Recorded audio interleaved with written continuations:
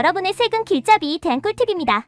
오늘은 듣기만 해도 어깨가 무거워지는 종합소득세에 대해 이야기해볼 건데요. 혹시 종합소득세 누가 신고해야 하는 건지 알고 계세요? 이름만 들어도 벌써 현기증 나는데요. 종합이니까 이것저것 다 합쳐서 세금 낸다는 느낌은 오는데 도대체 어떤 소득이 포함되는지 누구까지 신고해야 되는 건지는 잘 모르겠어요. 걱정 마세요. 아주 쉽게 알려드릴게요. 종합소득세는요, 말 그대로 한 해 동안 개인이 벌어들인 소득을 종합해서 과세하는 세금이에요. 이자, 배당, 사업, 근로, 연금, 기타 소득 총 6가지 종류의 소득이 포함돼요. 우와, 6종 세트네요. 그럼 구체적으로 어떤 경우에 꼭 신고해야 하나요? 먼저 이 소득들의 합계가 일정 기준을 넘는다면 신고 의무가 발생해요. 그리고 사업소득이 있는 개인 사업자나 프리랜서는 소득 금액이 얼마든 무조건 신고 대상이에요. 특히 3.3% 세금 떼고 입금받는 분들, 그 돈이 사업소득으로 분류되기 때문에 종합소득세 신고하셔야 합니다. 단, 연간 수익 금액이 2천만 원 이하인 경우 분리과세를 선택할 수 있어 반드시 종합소득세 신고 대상이 되는 것은 아니에요. 다만, 대부분의 프리랜서나 사업소득자는 신고 안내문을 받거나 필요경비 및 공제를 적용받으려면 종합소득세 신고가 유리할 수 있어요. 아, 부업으로 디자인 일도 많은데 이 금액이 항상 3.3% 빠지더라고요. 그게 다 이유가 있었구나. 전 그냥 수수료인 줄 알았어요. 고객님, 그거 수수료 아니고 세금 상납입니다. 그래서 반드시 종합소득세 신고로 마무리해주셔야 해요. 그렇다면 직장인은 그냥 연말정산만 하면 끝 아닌가요? 보통은 맞아요. 근로소득만 있는 직장인은 2월에 회사에서 연말정산으로 대부분 끝나요. 하지만 예외는 늘 존재하죠. 예를 들면 2군데 이상 직장에서 소득이 발생했는데 연말정산 합산을 안 했다든지 공제 항목 빠뜨린 게 있다면 종합소득세 신고하셔야 합니다. 근로소득만 있는 경우 연말정산으로 끝나지만 부업 등 추가 소득이 있거나 합산 누락 시 별도로 신고해야 합니다. 헉, 저 투잡하는데요. 주말마다 쿠키 굽는 쿠키집도 운영하고 있어요. 그럼 저도 대상인 건가요? 당연하죠. 쿠키든 떡볶이든 온라인 쇼핑몰이든 근로소득 외에 부수입이 있다면 무조건 신고 대상이에요. 부업소득도 숨기지 마세요. 국세청은 생각보다 다 압니다. 으아, 국세청형님이 역시 다 알고 계셨군요. 국세청은 갓세청이라는 별명이 있을 정도로 촘촘하게 살펴봅니다. 그리고 금융소득도 마찬가지예요. 이자 플러스 대당으로 연 2천만 원 넘게 받았다면 역시 종합소득세 신고해야 해요. 정확히 말하면 연 2천만 원을 초과한 이자와 배당 등 금융소득은 종합소득세에 합산해서 신고해야 합니다.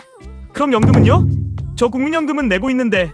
국민연금 말고 사적연금, 즉 연금저축이나 개인연금에서 나오는 소득이 연간 1,200만 원을 넘으면 신고 대상이에요. 아하, 그러면 마지막으로 기타 소득이라는 건 뭘 말하나요? 기타 소득은 강연료, 원고료처럼 일시적으로 발생한 수입이 해당돼요. 이게 경비 제외하고 300만 원 초과면 종합소득세 신고하셔야 합니다. 만약 300만 원 이하라면 분리과세 또는 종합과세 중 선택할 수 있고요. 진짜 생각보다 많은 사람들이 신고 대상이네요. 내가 대상자인지 아닌지 헷갈리면 어떻게 하죠? 그럴 땐 국세청에서 보내주는 신고 안내문 확인. 보통 4월 말쯤 모바일이나 우편으로 와요. 또 홈택스나 손택스 앱에서 신고도움 서비스를 통해 확인할 수도 있어요. 헷갈리면 무조건 한번 확인해보는 게 국룰이에요. 덕분에 누가 종합소득세를 신고해야 하는지 확실히 감 잡았어요. 좋아요. 그럼 다음은 어떻게 신고하면 되는지 홈택스랑 손택스 사용하는 꿀팁을 알려드릴게요. 지금부터는 손가락만 잘 누르면 됩니다. 자, 이제 제가 종합소득세 대상자라는 건 확실히 알겠어요. 근데 어디서 어떻게 신고하죠? 세무서 가야 하나요? 줄 서고 번호표 뽑고 벌써 피곤합니다. 노, 요즘은 그런 거 안 해요. 요즘은 홈택스나 손택스로 거의 다 처리 가능해요. 집에서, 침대 위에서 커피 마시면서도 신고가 된다는 사실. 와, 진짜 문명사회네요. 그럼 일단 홈택스로 한다 치고 어디서 뭘 눌러야 하죠? 로그인, 그리고 멘붕, 그 다음 뒤로 가기. 이런 루트 말고 알려주세요. 걱정 마세요. 차근차근 같이 가볼게요. 홈택스에 접속해서 종합소득세 신고 바로가기 배너를 클릭합니다. 그리고 로그인, 공동인증서, 간편 인증 다 돼요. 단 지문 인증은 아직 모바일인 손택스에서만 가능해요. 로그인만 통과해도 저다는 성공이죠. 그 다음은요? 그 다음에 신고서 작성하기를 누르면 홈택스가 자동으로 불러온 내 소득 자료를 보여줘요.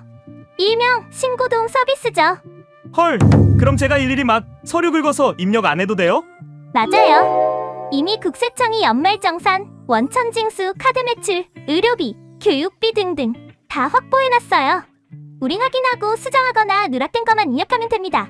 즉 세무부심 없는 분은 그냥 따라가면 끝. 근데 요즘은 다 모바일 쓰잖아요. 홈택스는 솔직히 좀 구식 느낌 나고 화면도 막 복잡하던데요? 그래서 등장한 게 바로 손택스. 국세청 공식 모바일 앱이에요. 앱스토어, 플레이스토어에서 손택스 검색해서 설치만 하면 끝. 저같이 스마트폰만 쓰는 사람한테는 딱이네요. 화면도 요즘 스타일이던데요? 손택스는 지문 인증, 간편 인증, 패턴 로그인 등도 지원해서 로그인 스트레스도 줄였고요. 신고 과정도 단계별로 보기 쉽게 구성돼 있어요. 게다가 올해부터는 AI 자동 채용 기능도 강화돼서 더 편리해졌답니다. 최근에는 모두 채움 안내문을 받은 납세자에 한해 ARS 전화로도 간편 신고가 가능합니다. 여기서 잠깐! 2025년 기속종합소득세 신고 기간은 5월 1일부터 6월 2일까지, 그리고 성실신고 확인서 제출 대상자는 6월 30일까지입니다. 신고 대상자에게는 4월 말에서 5월 초에 국세청에서 모바일 또는 우편으로 안내문이 발송됩니다. 안내문을 받지 못했더라도 홈택스 손택스에서 본인 소득 내역을 확인할 수 있습니다. 무신고, 과소신고, 미납 등에는 가산세가 부과됩니다. 신고를 누락하거나 제출하지 않으면 불이익이 크니 주의가 필요합니다. 기타 세무서 방문, 세무대리인 의뢰, ARS 등 다양한 방법으로도 신고가 가능합니다. 좋아요. 입력 다 끝냈다고 칩시다. 그 다음은요? 그냥 제출 버튼 누르면 끝인가요? 딩동댕! 입력, 그리고 확인, 그 다음 제출하면 끝! 단 끝나면 꼭 접수증 출력이나 저장해두세요.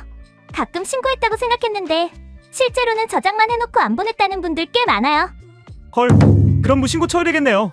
그럼 가산세 붙고 세무서에서 연락 오고 우리는 제출까지 해야 진짜 완료입니다. 이건 장바구니에 넣었다고 구매한 게 아니다랑 같은 거예요. 해공감입니다. 이제 홈택스, 손택스 어느 쪽이든 자신이 생겼어요. 좋아요.